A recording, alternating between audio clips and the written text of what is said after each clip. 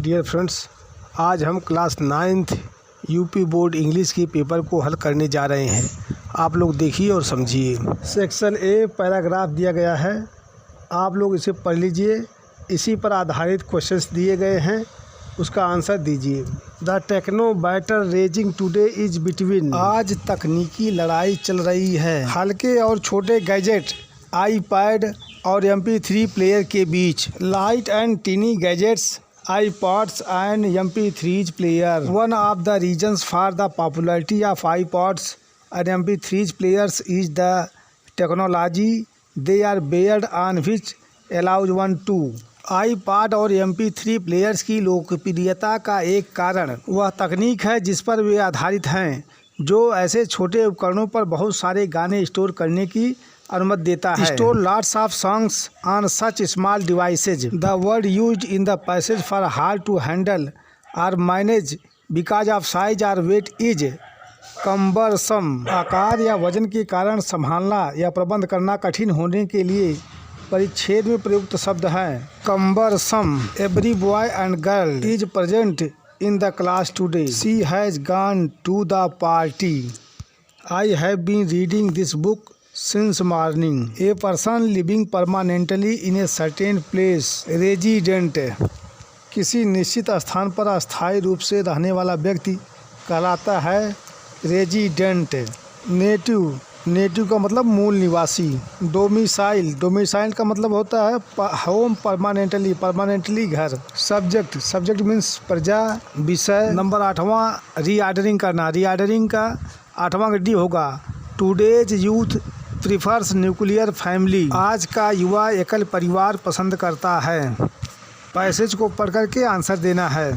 Right the name of the lesson, यह passage किस पाठ से लिया गया है, इसका नाम लिखना है। पाठ का नाम है द साउंड ऑफ म्यूजिक, जो इवलिन ग्लेनी के बारे में है। Who is the lesson revolving around, पाठ किसके इर्द गिर्द घूम रहा है, तो एवलिन ग्लेनी के इर्द गिर्द घूम रहा है। Everything suddenly looked black when a serious nerve damage was discovered, सब कुछ अचानक काला दिखने लगा जब एक गंभीर तंत्रिका क्षति का पता चला था।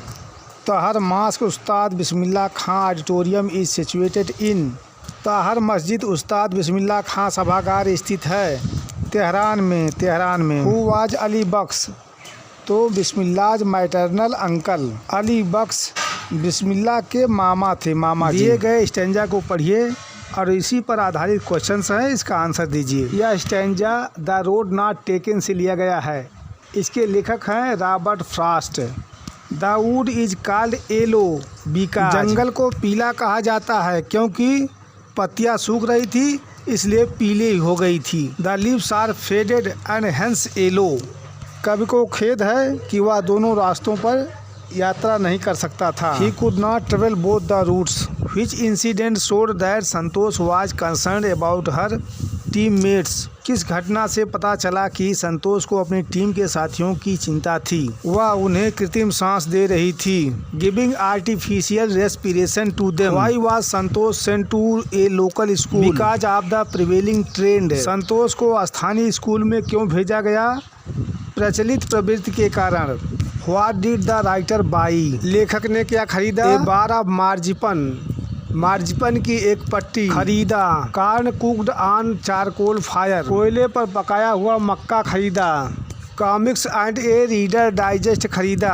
अर्थात डी सही है, ऑल ऑफ दीज सभी। What did the author find at Pashupatinath मंदिर टेम्पल, लेखक को पशुपतनाथ मंदिर में क्या मिला? लेखक ने पशुपतनाथ मंदिर में अराजकता और शोर पाया, चोज एंड नॉइस पाया। व्हाट इज कलयुग as per Hindu mythology, Hindu पौराणिक कथाओं के अनुसार कलयुग क्या है? पापों का युग है, इरा ऑफ सिंस।